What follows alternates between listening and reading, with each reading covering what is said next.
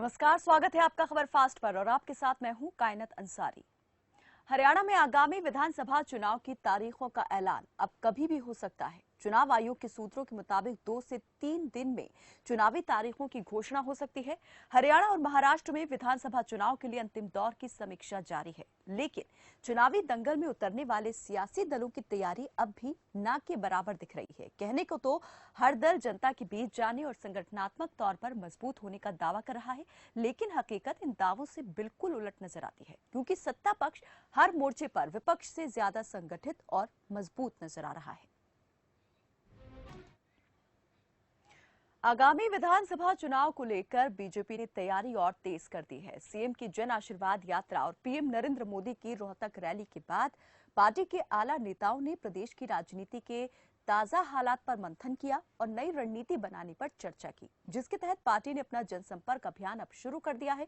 लेकिन दूसरे दल अभी चुनावी चिंतन के बजाय किसी और ही मंथन में उलझे हैं।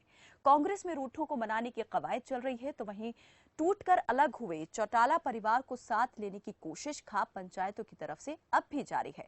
कुल मिलाकर विपक्ष की रेस में शामिल ये दल जनता के बीच अब तक अपनी मौजूदगी बीजेपी के मुकाबले ना के बराबर ही दर्ज करा पाए हैं। ऐसे में सवाल ये उठता है कि अगर आधी अधूरी चुनावी तैयारी के साथ ये विपक्षी दल मैदान में उतरते हैं तो क्या ये कड़ा मुकाबला दे पाएंगे, और इस पर चर्चा करेंगे। उससे पहले देखिए ये रिपोर्ट। हरियाणा में चुनावी तारीखों का ऐलान कभी भी किसी भी पल हो सकता है। ऐसे में अब सभी पार्टियां एक्टिव मोड में आ चुकी हैं। बात चाहे बीजेपी की करे, कांग्रेस की या फिर जेजेपी इनेलो की, हर एक दल अपनी ओर से चुनाव में दम भरने की तैयारी कर रहा है। बस कोई थोड़ा ज्यादा तो कोई थोड़ी कम स्पीड से आगे बढ़ रहा है, लेकिन चुनावी रेस के लिए सभी लाइन में खड़े हो चुके हैं। अपनी जीत और दूसरे को हराने के लिए कदम बढ़ा चुके हैं। इस बार चुनाव में विपक्षी दलों का बहुत कुछ दांव पर है। कहीं प्रतिष्ठा का सवाल है तो किसी के सामने अपने वजूद को बचाए रखने की चुनौती, तो कहीं खुद को सियासत में स्थापित करने का सवाल। बीजेपी ने अपनी तैयारी और तेज कर दी है। पार्टी ने फील्ड में पूरे जोश से उतरने का निर्णय लिया है। जन आशीर्वाद यात्रा और पीएम नरेंद्र मोदी की रोहतक रैली के बाद पार्टी के आला नेताओं ने प्रदेश की राजनीति के ताजा हालातों को लेकर मंथन किया और जन आशीर्वाद यात्रा के बाद जनसंपर्क अभियान की शुरुआत की। अभियान के तहत बूथ स्तर पर जाकर जनसंपर्क किया जाएगा, जिससे कार्यकर्ताओं में सक्रियता लाने के साथ आम जन से भी जुड़ने की कोशिश की जाएगी।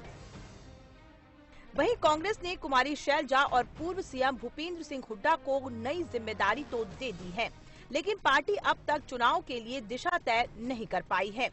कांग्रेस चुनावी रेस में तो है, लेकिन कितनी मजबूत है ये कहना जरा मुश्किल है।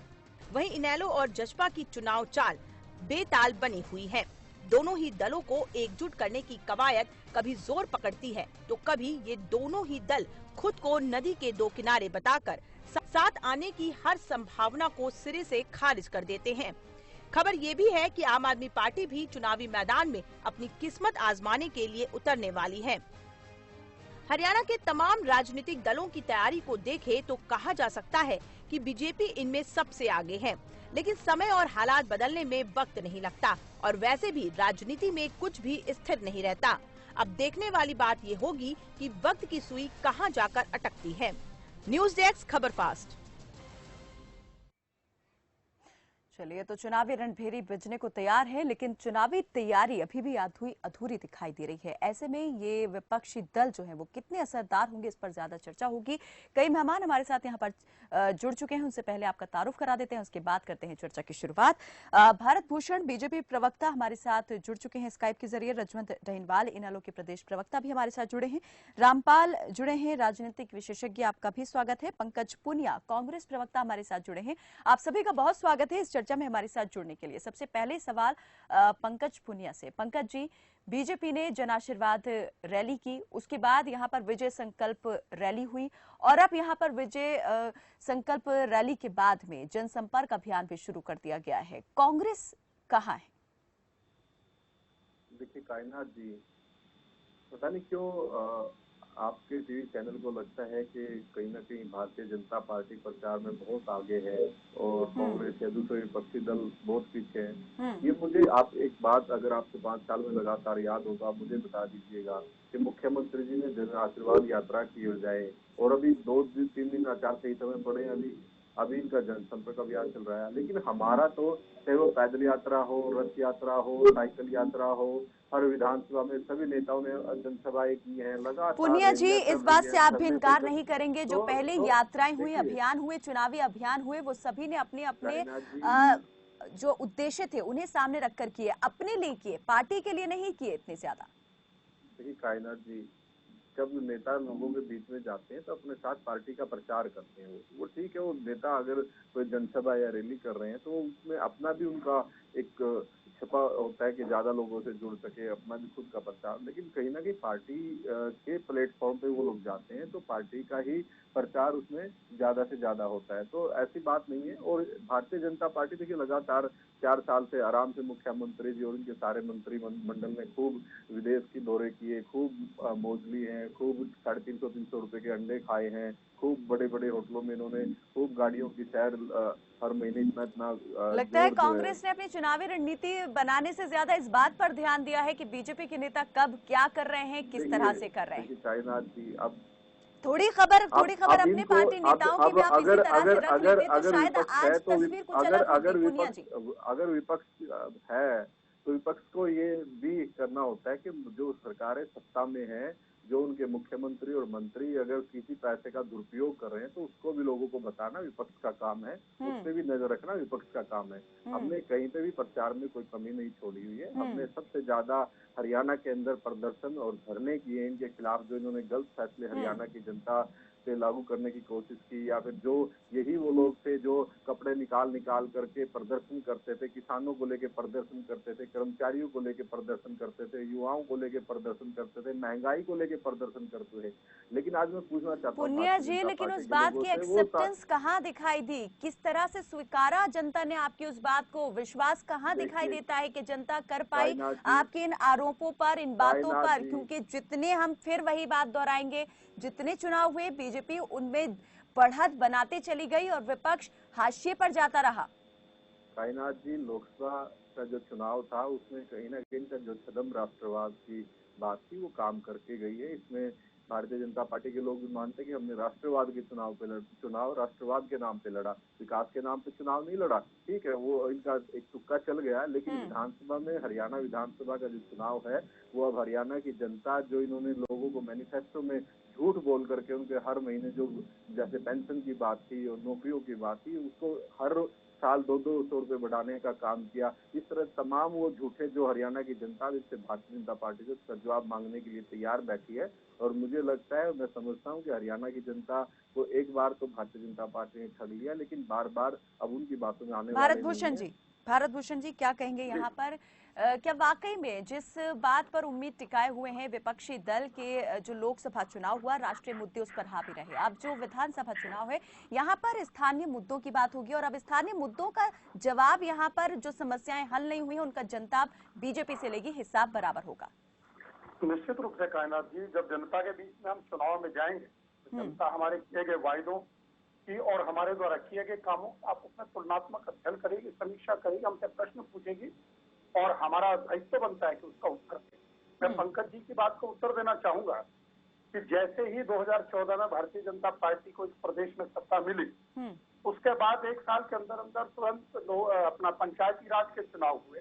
पंचायती राज के बाद जो है नगर निगमों के गुड़गांव और फरीदाबाद में चुनाव हुए। उसके बाद नगर निगम के चुनाव हुए, 5 नगर निगम के चुनाव हुए, जीत का उपचुनाव हुआ और अंत में जाकर के लोकसभा का चुनाव हुआ। लोकसभा के चुनाव से पहले हमारा हर बार प्रतिशत वोट बढ़ता रहा, प्रतिशत जीत बढ़ती चली गई पंचायती राज से लेकर और जीत के उपचुनाव तक। तो आज अगर ये कहना है लोकसभा के चुनाव में मात्र राष्ट्रवाद का मुद्दा था, राष्ट्रवाद का मुद्दा भी कांग्रेस पार्टी द्वारा जबरन धकेला गया मुद्दा था।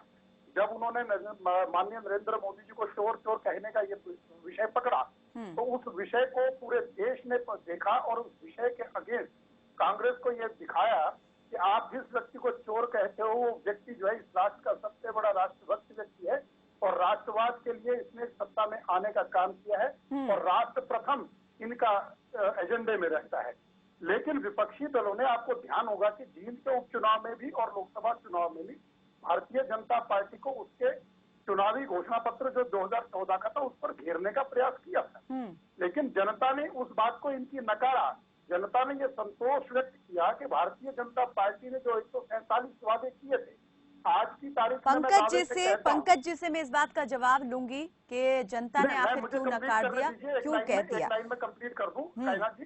तो उन मुद्दों के ऊपर विपक्ष ने, सभी विपक्षी दलों ने हमला बोला था भारतीय जनता पार्टी पर, लेकिन इस प्रदेश की जनता ने भारतीय जनता पार्टी ने जितना भी 4.5 साल में उस समय काम किया था उसके काम पर मोहर लगाई है, संतोषजनक मोहर लगाई है, और ये स्पष्ट कर दिया कि भारतीय जनता पार्टी ही इस देश और इस प्रदेश के सर्वांगीण विकास के लिए कृत संकल्प है और हरियाणा प्रदेश की जनता उसमें विश्वास व्यक्त करती है। मैं इस समय तो इतना ही कहना चाहूंगा। पुनिया जी, आपसे इस बात का मैं जरूर जवाब लूंगी, लेकिन अभी रजवंत डहीनवाल जी से मैं सवाल करना जरूर चाहूंगी। रजवंत जी, यहाँ पर कांग्रेस तो फिर भी यहाँ पर अपने बिखरे हुए कुनबे को समेटने की कोशिश में जुटी हुई है, रूठों को मनाने का सिलसिला भी जारी है, लेकिन इनेलो की किस तरह की तैयारी है? आपके लिए तो और मुश्किल होंगे चुनाव में उतरने के लिए हालात, क्योंकि विश्वास बहाल करना जनता के बीच में बहुत मुश्किल हो जाएगा। आपके सबसे ज्यादा सदस्य क्योंकि इस वक्त बीजेपी में शामिल हैं। देखिए कायनाथ जी, चुनाव को कभी भी हल्के में नहीं लेना चाहिए और ना ही हम लेते हैं। चुनाव के लिए एक अलग से स्ट्रेटेजी बनाई जाती है। कुछ लोग उसको दिखावे के रूप में लेके आते हैं, अगर हम बात करें बीजेपी की, और कुछ लोग उसको जोड़ने का इस हिसाब से अपनी तो आईएनएलडी कोई खुफिया स्ट्रेटेजी बना रही है। हाँ, मैं बता रहा हूँ, इस हिसाब से बना रही है कि वो जनता के बीच में जाने का काम करे।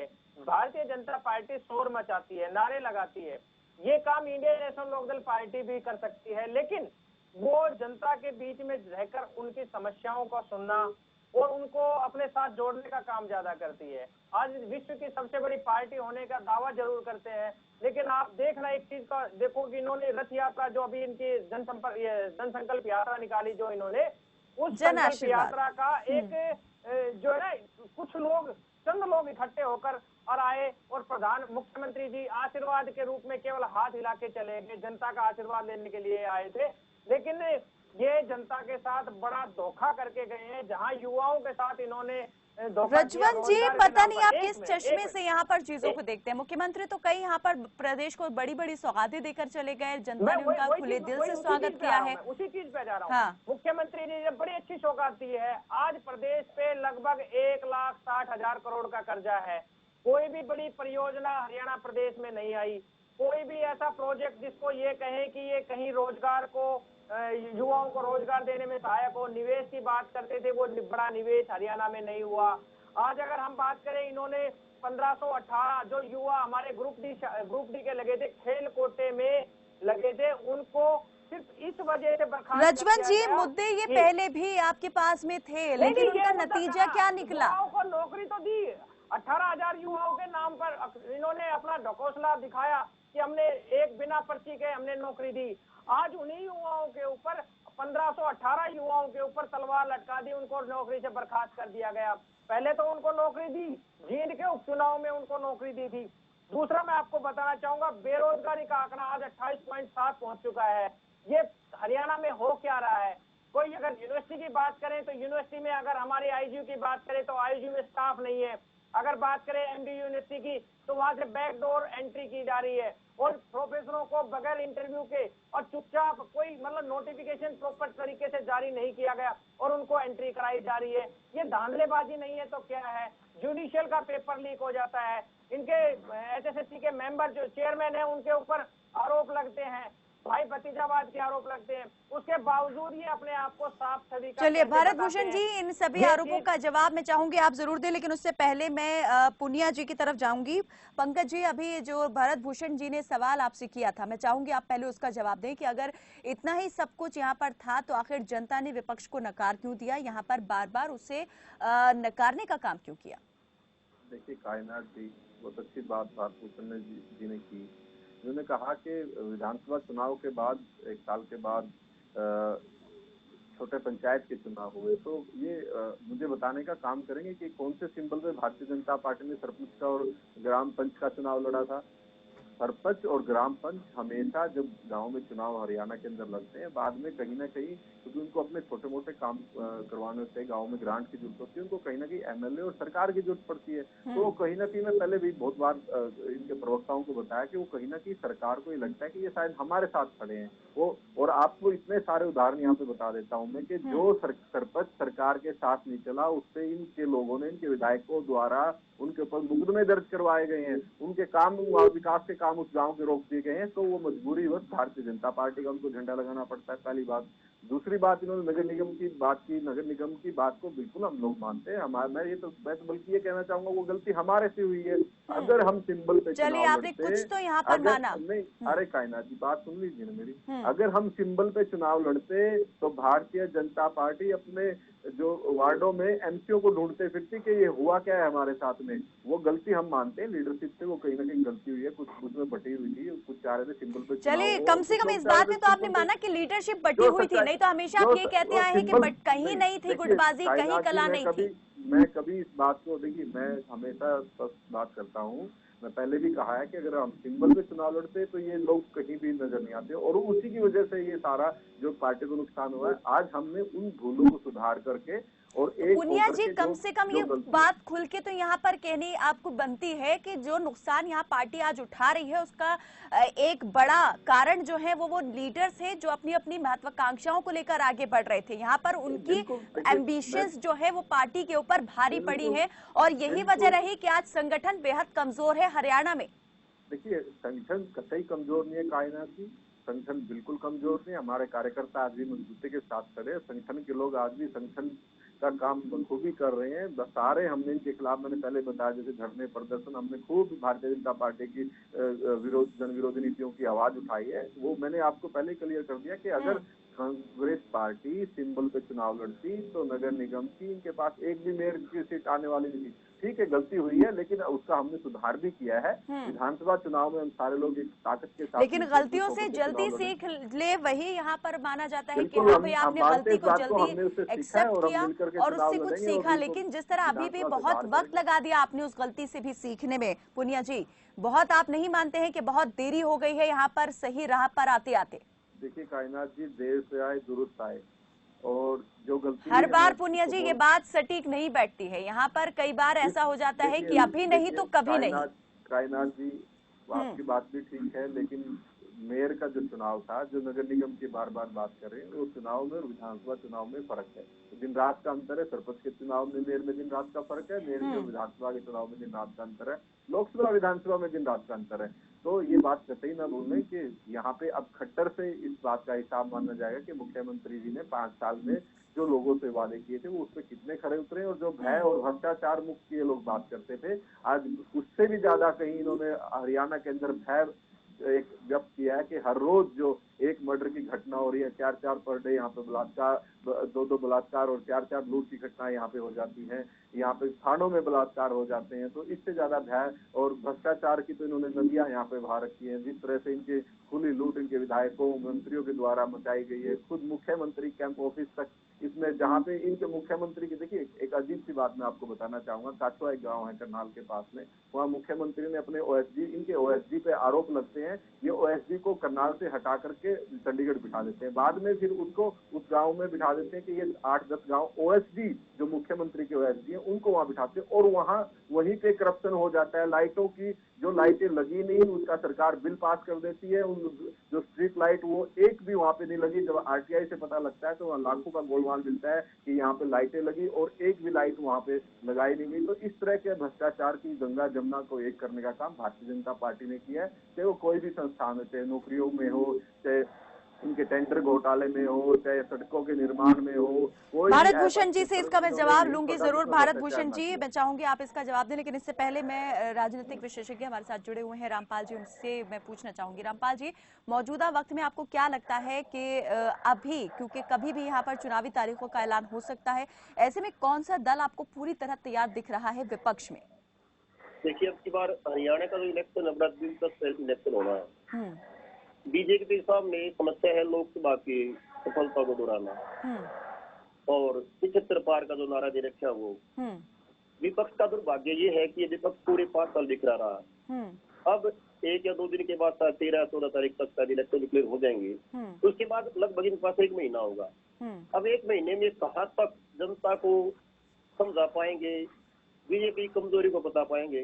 बीजेपी की सबसे बड़ी समस्या ये है कि हर पार्टी के जो बड़े बड़े नेता हैं वो बीजेपी में शामिल होने लग रहे हैं। अब चुपचाप बैठेंगे नहीं, उनको टिकट चाहिए। अगर नए को टिकट देते हैं तो पुराने जो वर्कर है बीजेपी के वो नाराज होंगे, उन्हें बीजेपी कैसे बनाएगी। और सही मायने में देखा जाए तो बीजेपी के सामने एक संकट और भी है, जो चुनावी वादे उन्होंने किए थे उनमें कितने पूरे कर चुके हैं। लेकिन बीजेपी का सबसे बड़ा फायदा इस बात का हो रहा है कि विपक्ष है ही नहीं हरियाणा के अंदर। अगर कांग्रेस की बात करें तो वो तो इसी में लगे रहे कि तंवर साहब अध्यक्ष रहेंगे, हुड्डा साहब बनेंगे या शैलजा बनेंगी। पिछले 1 महीने से सस्पेंस था, हुड्डा साहब नई पार्टी बनाएंगे, तो कांग्रेस तो इसी में गिरी। और इन लोगों का सबको पता ही है, आम आदमी पार्टी का सबको पता है, बीजेपी का सबको पता है। तो है तो सबसे आगे इन्हीं का प्रोग्राम। लेकिन दुर्भाग्य ये है कि क्या विपक्ष एकजुट होकर बीजेपी का सामना कर पाता है, नहीं कर पाता है। और हमारे यहाँ हरियाणा के अंदर लगभग सारे सरकारी कर्मचारी जो हैं वो सरकार से नाराज है। और कमाल की बात यह है कि बीजेपी इनको किसी प्रकार का महत्व नहीं दे रही है, लेकिन विपक्ष इनको भुना नहीं पा रहा है। पता नहीं क्या कारण रहता है इसका, क्योंकि विपक्ष बिखरा हुआ है। अगर विपक्ष इकट्ठा हो जाता है, एकजुट हो जाता है, तो बीजेपी को चुनौती देगा। भारत भूषण आज के हालात में तो बीजेपी सबसे आगे दिखाई दे रही है। भारत भूषण जी क्या कहेंगे यहाँ पर? देखिए, पहले तो मैं पंकज जी की बात का उत्तर देना चाहूंगा। जिस प्रकार के लांछन लगाने का इन्होंने प्रयास किया है कि भारतीय जनता पार्टी की सरकार में जो है वो संगम हो रहा है भ्रष्टाचार का, भाईजाबाद का, एक भी तो उदाहरण ये दे नहीं पाए हैं। खाली ये है कि इनके पास चुनावी कोई मुद्दा है नहीं, तो एक चलती हुई सरकार को इसी प्रकार के लांछनों के द्वारा लांछित किया जा सकता है जो भ्रष्टाचार हो रहा है। नौकरियों में जो बिना पर्ची बिना खर्ची का हम उदाहरण देते हैं, वो सबसे बड़ा उदाहरण है इस देश में भ्रष्टाचार और भयमुक्त प्रशासन देने का। चौटाला साहब की सरकार होती थी तो गुंडागर्दी का राज होता था, उसके बाद भूपेंद्र सिंह हुड्डा जी का राज होता था, तो प्रॉपर्टी डीलरों का और माफियाओं का, भूमाफियाओं का आतंक रहता था। रजवन जी आऊंगी, आपकी तरफ आऊंगी। ठीक है, उनके समय में जिस प्रकार से अवैध खनन होता था, माननीय उच्चतम न्यायालय से खनन जो था वो रोका गया था और धड़ल्ले से खनन होता था। खनन माफिया पुरजोर काम करता था। हमने खनन खोल करके लोगों को, हजारों लाखों लोगों को रोजगार देने का काम किया। करोड़ों रुपए का राजस्व जो है हरियाणा सरकार के कोष में आया। जो लोग इनके समय के माफिया इसी काम में लिप्त थे, उनको जो करके सलाखों के पीछे भेजने का काम किया। हजारों गाड़ियां अंदर की और 7.5 करोड़ रुपया उनसे जो है इस मुआवजे के जुर्माने के तौर पे वसूल किया। अभी इस समय इनेलो के मेरे भाई कह रहे थे कि हमने 18,000 नौकरियां दी ग्रुप डी की जीन चुनाव के समय पे, और कुछ लोगों की नौकरियों पर तलवार लटकी। मैं बताना चाहूंगा प्रदेश की जनता को कि ये गलतफहमी में ना डालें जनता को। निश्चित रूप से हुआ है, ग्रुप डी में कुछ लोगों को नौकरी दी गई थी स्पोर्ट्स कोटे में। वो स्पोर्ट्स कोटे के लिए खिलाड़ियों के लिए आरक्षित थी। आरक्षित होने के बाद उन्होंने सर्टिफिकेट दिए और नौकरी प्राप्त कर ली। लेकिन उन लोगों को कहा गया कि एक ग्रेडेशन होता है स्पोर्ट्स में, उसमें ब्लॉक से लेकर डिस्ट्रिक्ट से, स्टेट से लेकर अगर नेशनल लेवल तक खेला तो एक ग्रेडेशन लिस्ट होती है। वो ग्रेडेशन लिस्ट उनको प्रस्तुत करने को कहा गया। जो प्रस्तुत नहीं कर पाए उन लोगों को कहा गया कि आपने ग्रेडेशन प्रॉपर तरीके से नहीं किया है, आपको जिस तरीके से खेल विभाग के माध्यम से सर्टिफिकेट ला करके जमा कराने चाहिए थे वो आपने पूर्णतया नहीं किए हैं। ग्रेडेशन लेकर के आइए, उनको अवसर दिया है कि आप अपने डिपार्टमेंट से जाकर, खेल विभाग से जाकर के अपने जो प्रतियोगिता के आधार पर, जिस प्रमाण पत्र के आधार पर नौकरी ली है उसका ग्रेडेशन लेकर के आए। इनेलो पार्टी इस चीज को ये कह करके भुनाने का प्रयास कर रही है कि उन लोगों की नौकरी छीन ली जा रही है, ऐसा नहीं।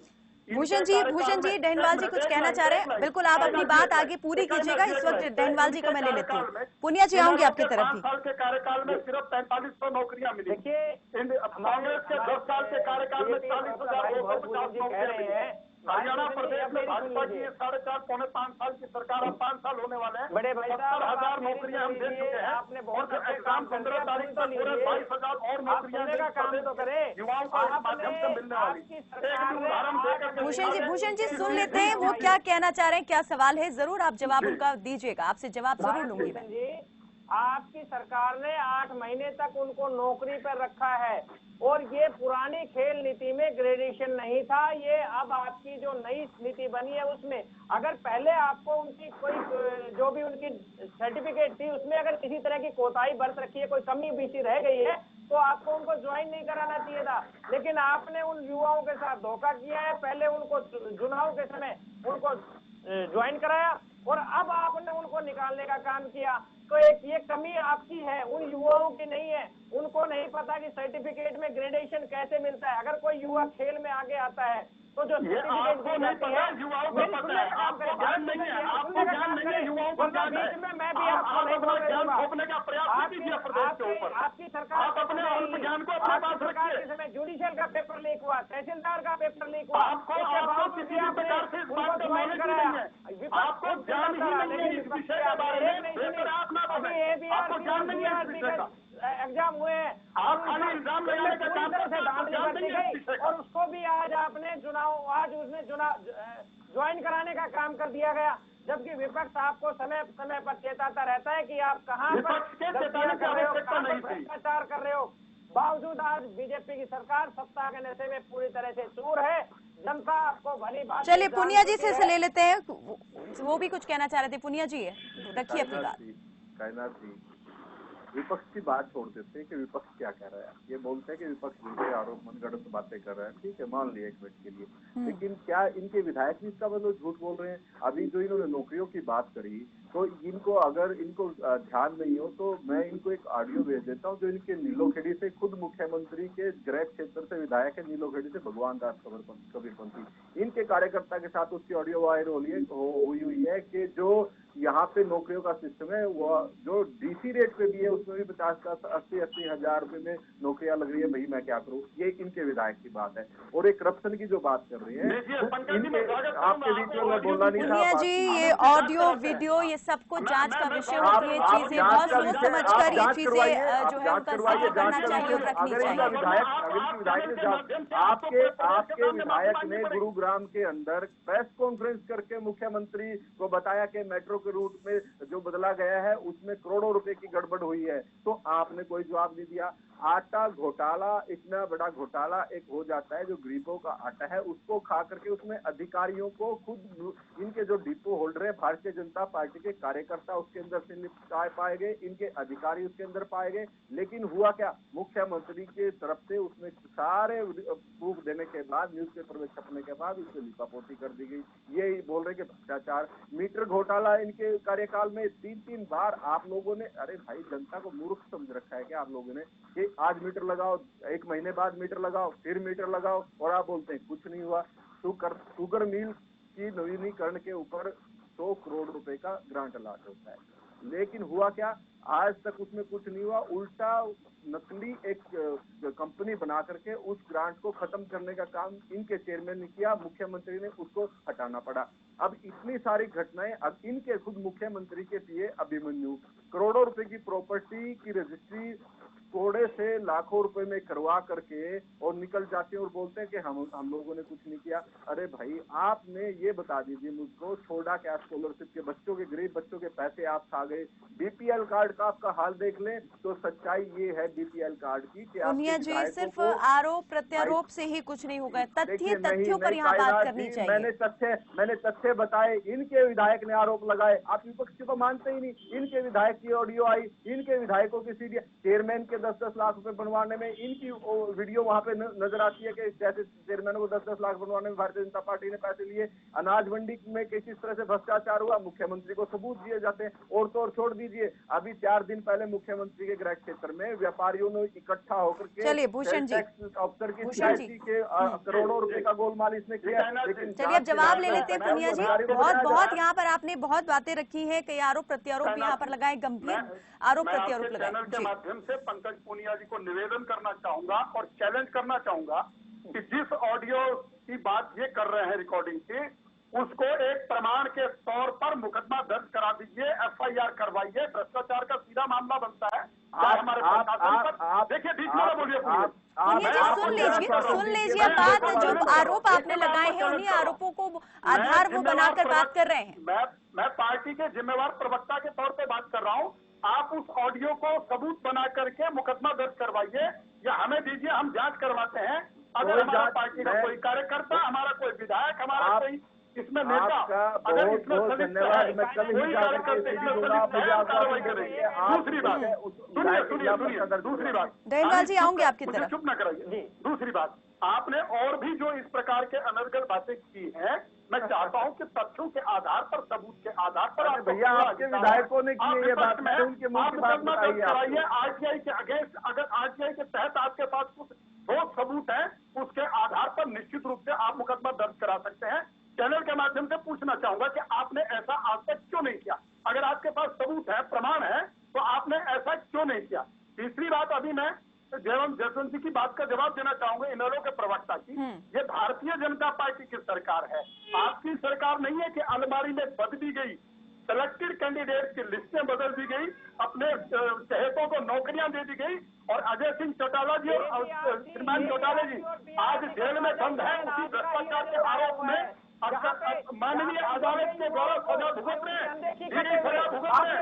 आपका तो इतिहास है भ्रष्टाचार, चलिए आपका तो इतिहास है भ्रष्टाचार का, आप उंगली उठा सकते हैं। आप सबूत के साथ, प्रमाण के साथ, आप प्रमाण के साथ जो है कोई भी मुकदमा दर्ज कराए, सरकार को सबूत दे। मैं आपको कह रहा हूँ चैनल के माध्यम से, प्रदेश की जनता को मूर्ख बनाने का काम न कीजिए, भड़काने का प्रयास मत कीजिए। आप बीच में मत बोलिए, समय मेरा है, समय मेरा है बोलने का, आप अपने समय पर बोलिए। समय मेरा है बोलने का, आप अपने समय पर बोलिए। मैं आपको मुझे व्हाट्सएप नंबर, मेरा व्हाट्सएप नंबर चैनल के पास है, चैनल के पास। चलिए भूषण जी कह रहे हैं अगर इस तरह की कोई बात सामने आई है वो उन तक पहुंचा दी जाए, वो जांच भी करवाएंगे और अगर आरोपी दोषी होंगे उसके खिलाफ सजा भी वो यहाँ पर कह रहे हैं कि वो करवाएंगे। भाजपा की सरकार में, भाजपा की सरकार के समय में, चाहे वो एसएससी का मामला हो, चाहे पेपर लीक का मामला हो, चलिए मुद्दे पर आते हैं। दहीवाल जी आरोप प्रत्यारोप यहाँ पर लगते रहते हैं, यहाँ पर आप भी उन पर लगाएंगे, वो भी आप पर आरोप प्रत्यारोप लगाएंगे। इनको बात को छोड़ दें तो आपके चुनाव प्रचार को लेकर हम बात कर लेते हैं। इनेलो जो है वो आज किस तरह से अपने आप को आगे बढ़ाने का काम कर रही है, लोगों के बीच कैसे आप पहुंच रहे हैं, आपके पास क्या उतने कैंडिडेट हैं जितना आप कह रहे हैं कि हम प्रदेश में अकेले चुनाव लड़ लेंगे? क्योंकि अभी भी यहाँ पर जो खापे हैं वो परिवार को मिलाने की कोशिश कर रही हैं, जबकि जेजेपी साफ तौर पर कह चुकी है कि उसकी कोई यहाँ पर दिलचस्पी नहीं है साथ में आने की। तो फिर ऐसा बार बार क्यों हो रहा है? देखिए कायनात जी, खाप पंचायतों का एक अपना अलग वजूद है। वो अपने लेवल पे क्या कर रहे हैं वो उसमें हम नहीं जाना चाहेंगे, वो उनका कहीं ना कहीं आपकी मर्जी भी तो शामिल होगी ना। ठीक है, हम भी चाहते हैं ऐसा, वहाँ पर आपकी पार्टी नेता भी तो कह रहे होंगे ना। पार्टी का स्टैंड क्लियर कर देते हैं, हम अपनी पार्टी का स्टैंड क्लियर कर रहे हैं कि हमारी पार्टी चुनावों के लिए पूरी तरह से तैयार है। 90 विधानसभा सीटों पर हम चुनाव लड़ेंगे, मजबूती के साथ चुनाव लड़ेंगे। संगठन के नहीं दहीवाल जी, एक बात का यहाँ सीधे जवाब दीजिए, अगर ये कोशिश आज भी हो रही है, कई बड़े बड़े नेता यहाँ पर बयान दे रहे हैं कि परिवार को एक साथ आ जाना चाहिए, दोनों पार्टियों को एक साथ आ जाना चाहिए, तो क्या ये बातें सिर्फ हवा में हो रही हैं या वाकई इनका कोई बेस भी है, बुनियाद है, आधार है? क्या यहाँ पर इनेलो आज इतनी अलग थलग पड़ चुकी है कि उसको कोई ना कोई साथ में चाहिए?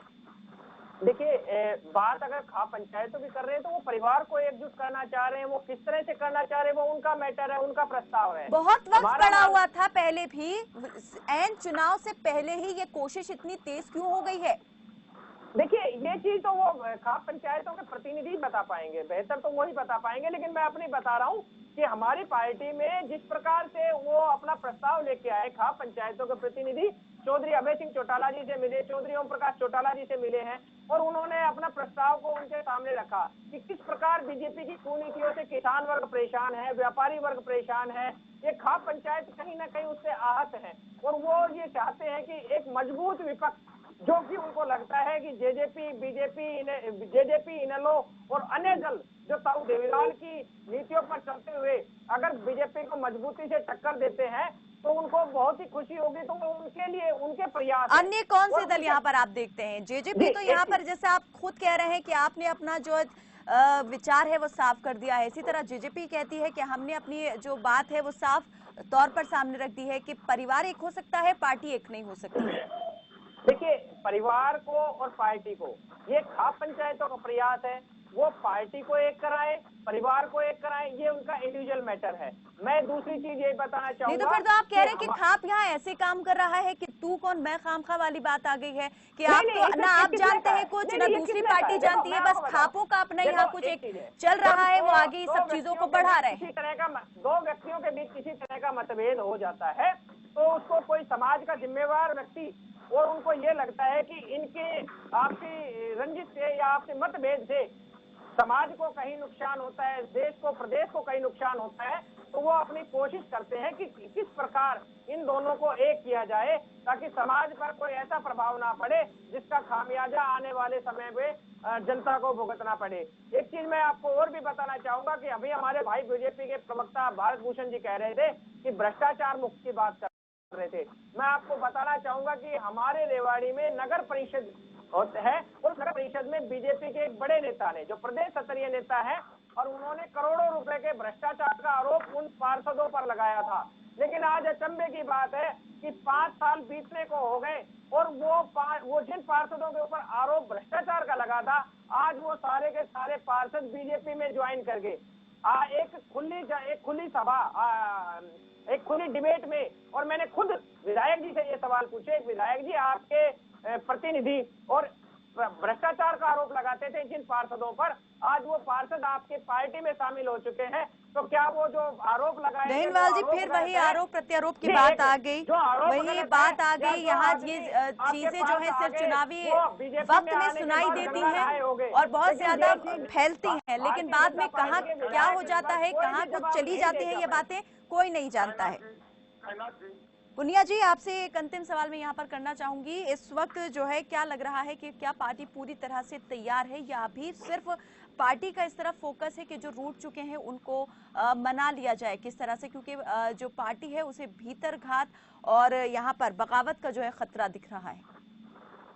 ये कायनात की कोई बगावत का खतरा नहीं है, सारे लोग एक होकर चुनाव लड़ेंगे। तो अगर किसी का कोई मन में कोई छोटा मोटा मतभेद है, तो थोड़ी बहुत बात है, तो उसको भी पार्टी बैठ। पुनिया जी, नहीं लगता कि अब वक्त निकल चुका है इन सब बातों के लिए? अब तो यहाँ पर प्रचार प्रसार के लिए आपको जनता के बीच पहुँच जाना चाहिए था। नेगेटिव पॉलिटिक्स को छोड़ के पॉजिटिव यहाँ पर बात करनी चाहिए थी। जो लोग चुनाव लड़ेंगे वो लोग जाके अपना प्रचार भी करेंगे और प्रसार भी करेंगे। प्रसार कांग्रेस ने 5 साल लगातार संघर्ष लोगों के बीच में किया है। हमने लोगों को भारतीय जनता पार्टी की जनविरोधी नीतियों के बारे में बताया है, लोगों को पता है। लेकिन अब जब चुनावी तारीखों का ऐलान हो जाएगा, आचार संहिता लग जाएगी, आपको लगता है कि वो पार्टी इतनी असरदार रहेंगी जो आप जनता के बीच जाके करेंगे? आचार संहिता लग जाएगी तो जो उम्मीदवार है वो किस लिए, वो अपने प्रचार के लिए ही तो है, वो लोग अपना प्रचार करेंगे। चलिए, यहाँ पर एक अंतिम सवाल राजनीतिक विशेषज्ञ से मैं जानना चाहूंगी, अगर हमारे साथ जुड़े हैं तो वो जरूर जवाब दें। रामपाल जी, क्या आपको लगता है कि अब यहाँ पर विपक्ष के सामने कोई विकल्प बचा हुआ है? नेगेटिव पॉलिटिक्स के सहारे विपक्ष अपनी नैया पार लगा सकता है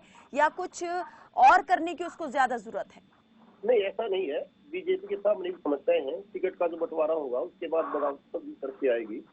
अब तो अगर विपक्ष सारा इकट्ठा हो जाता है तो आसानी से बीजेपी को चुनौती दे सकते हैं। चलिए, लेकिन क्या लगता है कि होगा ये सब कुछ, विपक्ष इकट्ठा होगा? सकता है। अगर असली समस्या ये है कि क्या विपक्ष पब्लिक को इनकी कमियां बता सकता, नहीं बता सकता है, बस समझाने में कामयाब होता है नहीं होता है। अगर ये कामयाब होते हैं तो पक्की बात इनका चांस है, वरना बीजेपी को कोई हराने वाला नहीं है। चलिए, बहुत शुक्रिया आप सभी मेहमानों का इस चर्चा में हमारे साथ जुड़ने के लिए। तो चुनावी तारीखों का ऐलान अब कभी भी हो सकता है, ऐसे में जाहिर है चुनावी हलचल बढ़ने के साथ जो है हड़बड़ाहट भी बढ़ेगी। सियासी रण में अपनी आखिरी पारी खेलने उतरे पूर्व सीएम भूपेंद्र सिंह हुड्डा कांग्रेस का किला दुरुस्त करने में जुट चुके हैं और अपने सारे मतभेद भुलाकर चुनावी बिसात बिछाने के लिए सबका साथ मांग रहे हैं। वहीं दूसरी क्षेत्रीय पार्टियां भी कुछ इसी तर्ज पर आगे बढ़ रही हैं, लेकिन समय का पहिया तेजी से घूम रहा है और इसकी चाल के साथ जो नहीं चल पाएगा वो कितना पीछे छूट जाएगा ये बताने की शायद जरूरत नहीं। फिलहाल मेरे साथ बस इतना ही। आप देखते रहिए खबर फास्ट। नमस्कार।